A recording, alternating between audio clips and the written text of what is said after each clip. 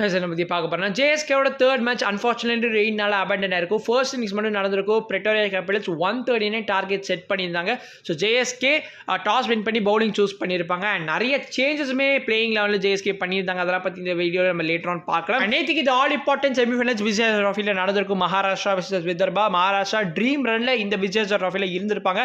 Unfortunately அவங்க run பார்த்தீங்கன்னா முடிவடைஞ்சிருக்கு. And Twitter இருந்தீங்கன்னா நேற்று கண்டிப்பாக பார்த்துருக்க வாய்ப்புகள் இருந்திருக்கும். ஆர்சிபி vs சிஎஸ்கே ஃபேன்ஸ் என்ன பிரச்சனை அது, அதை பற்றி இந்த வீடியோ நம்ம லேட்டர் ஆன் பார்க்கலாம். வீடியோ ஃபர்தரா கண்டினியூ பண்றதுக்கு முன்னாடி நம்ம சேனல்ல ஜாயின் பட்டன் எனேபிள் இருக்கு. சோ இன்ட்ரஸ்டட் பீப்பிள் நீங்க டெஃபினெட்லி நம்ம சேனல்ல மெம்பரா ஜாயின் பண்ணிக்கலாம். சோ நோ கம்பல்ஷன், ஜஸ்ட் நீங்க விருப்பப்பட்டீங்கன்னா நான் சொல்றேன். நம்ம சேனலோட ஹோம் பேஜ்ல சப்ஸ்கிரைப் பட்டன் பக்கத்துலயே ஜாயின் பட்டன் இருக்கும். அதை கிளிக் பண்ணீங்கன்னா உங்களுக்கு இந்த பேஜ் ஷோ ஆகும். சோஷியல் மீடியால நம்மள பர்சனலா கூட கான்டாக்ட் பண்ணலாம். இந்த பெர்க்கை நீங்க ஜாயின் பண்ணீங்கன்னா அதுக்கப்புறம் உங்களுக்கு சில கஸ்டம் எமோஜிஸுமே கிடைக்கும்.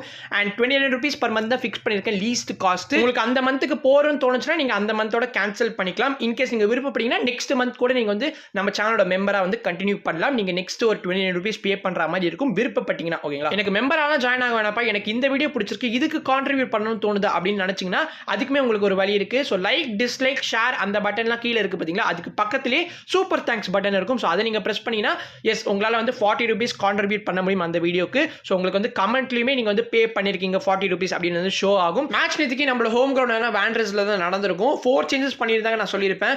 Pathirana, Shamsi, Wihan Lubbe and Gerald Coetzee இவங்க 4 பேருக்கு பதிலாக மோயின் அலி, எவன் ஜோன்ஸ், நம்ம ஃபேஃபோட மச்சான், அதுக்கப்புறம் லூத்தோ சிப்பாம்லா இவங்க 4 பேர் பார்த்தீங்கன்னா 11ல இருந்திருப்பாங்க. ஸோ பத்திரனா இல்லாத was not surprising. But goji last கேம்ல சூப்பரான பெர்ஃபார்மன்ஸ் கொடுத்திருந்தாரு. ஃபர்ஸ்ட் கேம்ல வந்து சிப்பாம்லா ப்ளே பண்ணியிருப்பாரு. தென் அவருக்கு பதிலாக கோஜி வந்திருப்பாரு. நம்ம இன்ஜுரி எல்லாம் ரெக்கவர் ஆகி சரியாயிட்டாரு நினைச்சோம். இப்போ தேர்ட் கேம்ல திரும்ப அவரை எடுத்துட்டு சிப்பாம்லா வந்திருக்காரு. ஸோ எதுக்காக இந்த சேஞ்ச் அப்படின்னு நமக்கு புரியல. எப்படி நம்ம சிஎஸ்கேல இந்த ஸ்பின் ட்ரீ அப்படின்னு ஜடேஜா, அஸ்வின், நூர் அஹமத் சொல்றோமோ, இங்க ஜேஎஸ்கேல பார்த்தோம்னா டானவன் ஃபெரர், இம்ரான் தாஹிர் அண்ட் மோயின் அலி இந்த மேட்ச்ல ஒரு அடிஷனா இருந்திருப்பாரு. ஸோ இங்கேயுமே இப்போ ஒரு சம ட்ரையோ செட் ஆயிருக்கு. அண்ட் லாஸ்ட் கேம்ல நம்ம பார்த்திருப்போம் டானவன் ஃபெரரா 2 விக்கெட்ஸ் எடுத்திருப்பாரு. 15 runs தான் கன்சீட் பண்ணியிருப்பாரு. 4 overs போல் பண்ணியிருப்பாரு. இந்த கேம்ல பார்த்தோம்னா 2 விக்கெட்ஸ் எடுத்திருப்பாரு. 17 runs கன்சீட் பண்ணியிருப்பாரு. அண்ட் 3 overs போல் பண்ணியிருந்தாரு. ஃபேஃப் வந்து இத்தனைக்கும் ஃபர்ஸ்ட் ஓவரே வந்து டானவன் ஃபெரராக்கு தான் கொடுத்திருப்பாரு. ஒரு ஸ்பின்னரோட பார்த்தீங்கன்னா ஆரம்பிச்சிருப்பாரு. அண்ட் அதுக்கு ஏற்ற மாதிரியே அவர் வந்து விக்கெட்டுமே எடுத்திருப்பாரு ஃபர்ஸ்ட் ஓவர்லயே. பிரிட்டோரியா கேபிட்டல்ஸ் பவர் பிளேவை கொஞ்சம் டீசென்ட்டா ஹேண்டில் பண்ணியிருப்பாங்க. 48 for 2 சம்திங் இருந்தாங்க 6 overs. தென் லேட்டர் ஆன் ஒரு டிஃப்ரெண்ட் அப்ரோச் இருந்திருக்கணும். பட் அவங்க ஒரு மாதிரி ஸ்லோ டவுன் ஆயிட்டாங்க. அதுதான் பிரச்சனையாயிருச்சு அவங்களுக்கு. நம்மளோட லியாம் லிவிங்ஸ்டன், மார்க்கஸ் ஆக்கர்மேன், அதுக்கப்புறம் ஜிம்மி நீஷம் மாதிரி லோ டவுன் ஆர்டர்ல சூப்பரான பேட்டர்ஸ் இருந்தாலும் அவங்களால ரன்ஸ் பெருசா வந்து ஃபைனல் ஓவர்ஸ்லயுமே அடிக்க முடியல. ஸோ 138 தான் ஸ்கோர் பண்ணிருப்பாங்க. கிட்டத்தட்ட வந்து எம்ஏ கேப்டன் நம்ம கிட்ட ஃபர்ஸ்ட் மேட்ச்ல அடிச்ச அதே ஸ்கோர் தான். ஸோ அந்த ஸ்கோரை வந்து நம்ம சேஸ் டவுன் பண்ண போறோம், கண்டிப்பா ஜெயிச்சிருவோம் அப்படின்ற ஒரு நம்பிக்கையில இருந்திருப்போம். அன்பார்ச்சுனேட்லி ரெயின் வந்து தடுத்துருச்சு. மேட்ச் ஒரு 12 AM கால் ஆஃப் பண்ணிட்டாங்க. ஆக்சுவலி அதுக்கப்புறமா கூட டைம் இருந்துச்சு, இன்னுமே கூட வெயிட் பண்ணிருக்கலாம். பட் மழையுமே நிற்காதனால பிளஸ் அவுட் ஃபீல்டுமே ரொம்ப வெட்டா இருந்ததுனால எப்படியுமே மழை நின்று அவுட் ஃபீல்டில் இருக்கிற வாட்டர்லாம் ட்ரெயின் பண்ணுறதுக்கு டைம் ஆயிரும் அப்படின்னு அவங்களுக்கு தெரிஞ்சிருச்சு. ஸோ அதனால 12 வந்து கால் ஆஃப் பண்ணிட்டாங்க. அண்ட் இதனால வந்து ஜேஎஸ்கேக்கு இப்போ 2 points இந்த மேட்ச் மூலியமாக கிடைச்சிருக்கு. அண்ட் இதனால இப்போ ஜேஎஸ்கே வந்து டாப் ஆஃப் த டேபிள் இப்போதைக்கு இருக்காங்க. 3 matches 2 wins and 1 no result. So equals to 10 points இப்போ வந்து ஜேஎஸ்கே வந்து இருக்காங்க. அண்ட் பார்ப்போம் நெக்ஸ்ட் மேட்ச் வந்து நமக்கு நாளைக்கு இருக்கு எம்ஏ கேப்டனுக்கு எதிராக. அந்த மேட்ச்ல ஜேஎஸ்கே எப்படி பர்ஃபார்ம் பண்றாங்க அப்படின்றத பொறுத்து இருந்து பார்க்கலாம். நேற்றுக்கு செகண்ட் செமிஃபைனல் விஜய் ட்ராஃபி நடந்திருக்கும். மகாராஷ்டிரா vs விதர்பா. மகாராஷ்டிரா 69 runsல பார்த்தீங்கன்னா இந்த மேட்சை லூஸ் பண்ணியிருந்தாங்க. ஸோ கர்நாடகா அண்ட் விதர்பா தான் ஃபைனல்ஸ் இப்போ ப்ளே பண்ண போறாங்க. அண்ட் இப்போ சோஷியல் மீடியால சென்சேஷன் வந்து நம்ம கருண் நாயர்னு சொல்லி ஆகணும். ஸோ அவரோட ஆவரேஜ் 752 இந்த விஜய் ட்ராஃபில இருக்கு. 2022ல பார்த்தீங்கன்னா dear cricket give me one more chance அப்படின்னு ஒரு ட்வீட் போட்டிருப்பாரு. அண்ட் இப்போ 2025ல அவரோட ஸ்கோர்ஸ்லாம் பார்க்குறப்போ ரொம்ப சந்தோஷமா இருக்கு. அண்ட் இப்படி ஒரு கம்பேக் வந்து யாருமே நம்ம எதிர்பார்த்திருக்கிற மாட்டோம். ஒரு அன்எக்ஸ்பெக்டட் கம்பேக் நம்ம கண்டிப்பா சொல்லலாம்.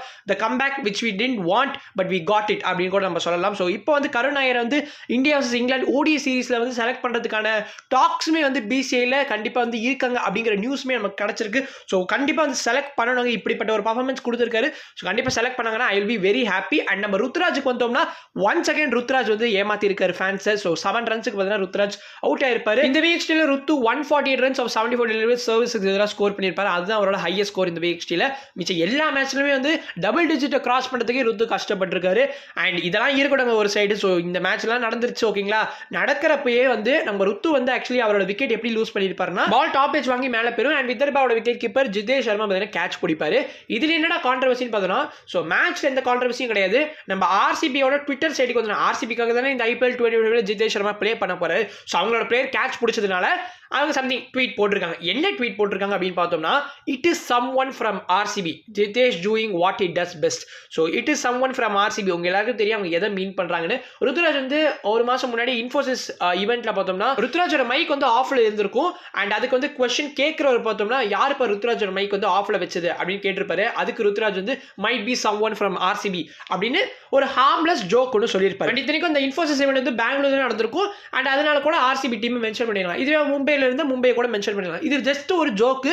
அண்ட் இது அப்பவே வந்து கடந்து போயிருக்கணும். பட் இந்த ஈசாலா பாய்ஸ் அது பண்ணுவாங்களா? கண்டிப்பா பண்ண மாட்டாங்க. அப்பவே வந்து ருத்துராஜோட ஒய்ஃப்க்கும் சரி அண்ட் ருத்துராஜுக்குமே வந்து நிறைய த்ரெட்ஸ், நிறைய கேவலமான கமெண்ட்ஸ் எல்லாம் வந்து அப்பவே வந்து பண்ணிட்டாங்க. அண்ட் அப்பயோட முடிஞ்சிருச்சு இல்லையா? அண்ட் அதை திரும்ப டிக் பண்ணி ருத்துராஜ் எப்போட ஒரு ஆர்சிபி பிளேயர் கிட்ட அவுட் ஆவர் அப்படின்னே இந்த ஆர்சிபி அட்மின் காத்துட்டு இருந்தா போல. அன்பார்ச்சுனேட்லி அவனுக்கு அது நடக்கல. ஆனா அவனுக்கு பிளஸ்ஸா என்ன நடந்துருச்சு? ஆர்சிபி பிளேயர் வந்து கேட்ச் பிடிச்சிட்டான். ஸோ அதை வந்து நம்ம எடுத்து it is some one from RCB அப்படின்னு போட்டு விடுவோம் அப்படின்னு போட்டான். அது பேக் ஃபயர் ஆகி ருத்துராஜ் அண்ட் சிஎஸ்கே ஃபேன்ஸ் வந்து கோட்ஸ் அண்ட் கமெண்ட்ஸ்ல போட்டு வறுத்துட்டு இருக்காங்க. ஆர்சிபி தேவைதான் இவங்களுக்கு. ஏன்னா இது டோட்டலி அவாய்டபிளான ஒரு விஷயம். Just Jitesh doing what it does best அப்படின்னு போட்டு முடிச்சிருக்கலாம். தேவையாம it is some one from RCB போட்டு இப்போ மாட்டிக்கிட்டாங்க. உங்களோட ஒப்பீனியன் என்ன? பிரான்சைசி கிரிக்கெட்ல இது நடக்கிறது சகஜம், இது ஒரு நார்மல் பேண்டர் அப்படின்னு கடந்து போயிடலாமா? இல்லனா ஆர்சிபி சிஎஸ்கே சின்னசுவாமி ஸ்டேடியம் நடக்கிறப்போ நம்ம சிஎஸ்கே வேற லெவலில் ஒரு ரிவெஞ்ச் கொடுக்கணும் அப்படின்னு நினைக்கிறீங்க? உங்களோட ஒப்பீனியன் டெஃபினட்டா கமெண்ட்ஸ் சொல்லுங்க. And I am damn sure இங்க சேப்பாக்குல வந்து சிஎஸ்கே ஜெயிச்சிருவாங்க. நம்மள ஸ்பின்னர்ஸே போரும். அண்ட் சின்னசுவாமி ஸ்டேடியம் அவங்க ஹோம்லி வச்சு செஞ்சாங்கன்னா கண்டிப்பா சிஎஸ்கே வந்து இது ஒரு சமர் ரிவெஞ்சா இருக்கும் நான் நினைக்கிறேன். நீங்க என்ன நினைக்கிறீங்க அப்படிங்கிற உங்களோட ஒப்பீனியன் டெஃபினட்டா கமெண்ட்ஸ் சொல்லுங்க. And next video பீஷியஸ்